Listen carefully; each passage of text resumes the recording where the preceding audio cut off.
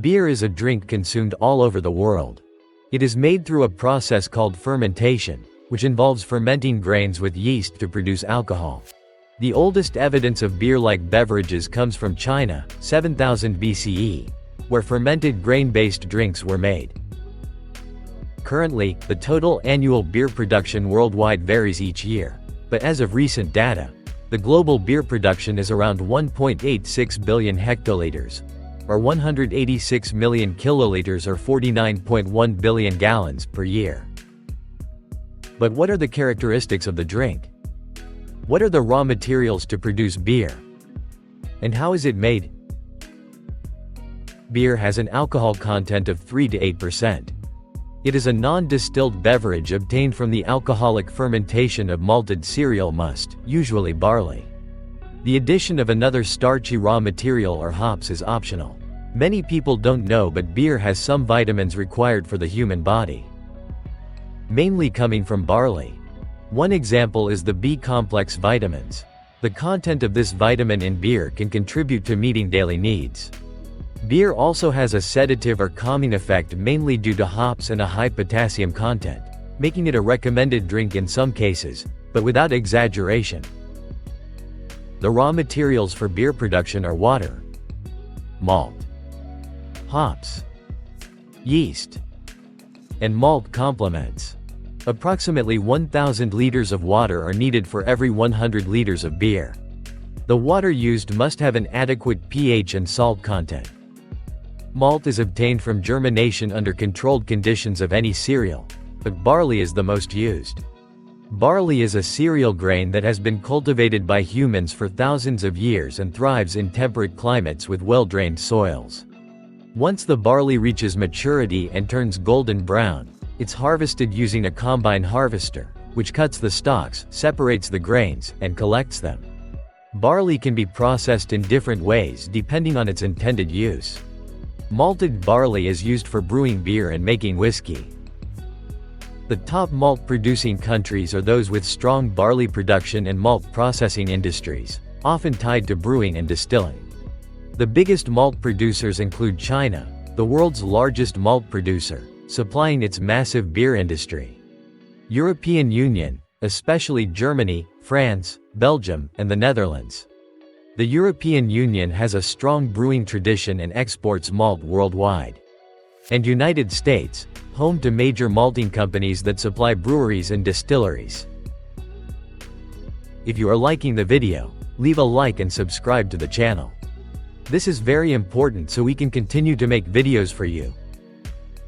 In the malting process, maceration initially occurs, when water is added to the seeds until they reach moisture levels of 43 to 46%. It usually takes 3 to 5 days for this step. Germination then occurs and the grain reaches the maximum stage of enzyme production. This process activates enzymes that convert the grain's starches into fermentable sugars. After germination, the grain undergoes drying, which can occur at temperatures from 20 to 100 degrees Celsius depending on whether the malt is light or dark. Generally, malting is carried out in malt houses and the malt obtained is sent to breweries. In the brewery, the malt obtained is crushed between rollers to obtain ground malt. Then the malted barley is mixed with hot water to create a thick mixture called mash. The heat activates enzymes that break down starches into simple sugars. The result is a sugary liquid called wort. Saccharification of starch occurs, forming maltose and glucose. Starch is a polysaccharide that acts as an energy store for many vegetables. It is not fermented directly by yeast, so it is necessary to transform it into maltose and glucose for the fermentation process. Then, the must is heated and is filtered. The wort is boiled, and hops, flowers that add bitterness, aroma, and flavor, are added. The boiling process sterilizes the liquid and extracts flavors from the hops. Then the hot wort is rapidly cooled and yeast is added to start fermentation, where yeast consumes the sugars and produces alcohol and carbon dioxide. Fermentation can take a few days to several weeks, depending on the type of beer. Generally, the traditional or intermittent process is used for fermentation. Temperatures are low during fermentation, favoring the formation of compounds responsible for the aroma and flavor of beer. The use of closed tanks prevents loss of carbon dioxide. Check the main reaction involved in the fermentation process. In the conditioning and maturation stage, the beer must mature at a temperature of 0 to 3 degrees Celsius, for a few days or months. There will be additional fermentation altering the flavor and aroma of the beer. The formation of esters, giving rise to the aroma and flavor that characterize mature beer. Carbonation occurs naturally from fermentation, or additional carbon dioxide is added. Some beers are filtered before packaging.